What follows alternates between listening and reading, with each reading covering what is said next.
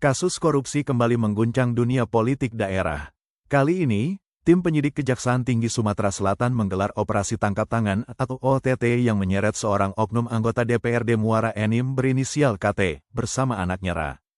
Yang mengejutkan, uang suap senilai 1,6 miliar rupiah diduga diubah menjadi mobil mewah Toyota Alphard putih. Bagaimana kronologinya, dan siapa saja yang akan ikut terseret?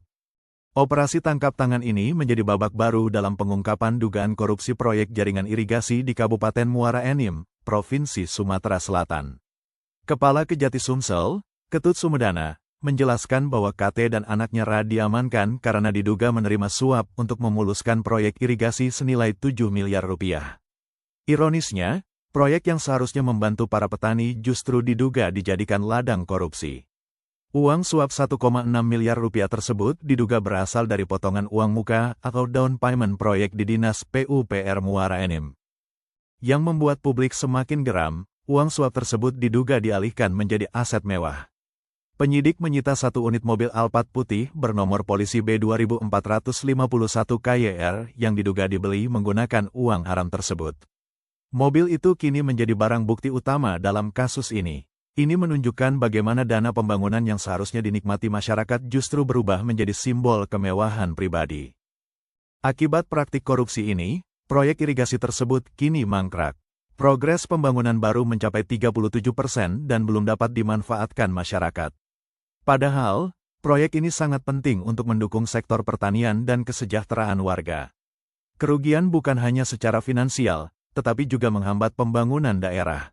Kejati Sumsel menegaskan, kasus ini tidak akan berhenti pada KT dan Ra saja. Pihak pemberi suap dari kalangan pengusaha juga akan segera ditetapkan sebagai tersangka. Bahkan, penyidik kini mulai mendalami kemungkinan keterlibatan pihak lain, termasuk unsur pimpinan daerah. Pemeriksaan terhadap kepala daerah dijadwalkan untuk memastikan ada atau tidaknya aliran dana mencurigakan. Sejauh ini, penyidik telah memeriksa 10 orang saksi. Penggeledahan juga dilakukan di beberapa lokasi, termasuk rumah KT di kawasan Grand City dan rumah saksi lainnya. Langkah ini dilakukan untuk melengkapi alat bukti. Kejaksaan memastikan dalam waktu 1 kali 24 jam akan menetapkan status hukum para pihak yang terlibat. Para tersangka akan dijerat dengan Undang-Undang Tindak Pidana Korupsi.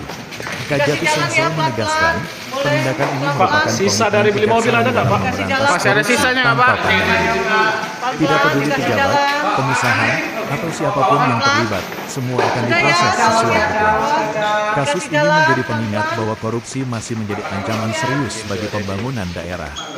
Masyarakat pun berharap kasus ini diusut tuntas hingga ke akar-akarnya. Bagaimana menurut Anda tentang kasus ini? Tulis pendapat Anda di kolom komentar. Jangan lupa subscribe, like, dan share untuk mendapatkan update berita terbaru lainnya. Terima kasih sudah menonton. Sampai ketemu besok, Pak. Menyala Bapakku. Pak, Alphardnya, Pak.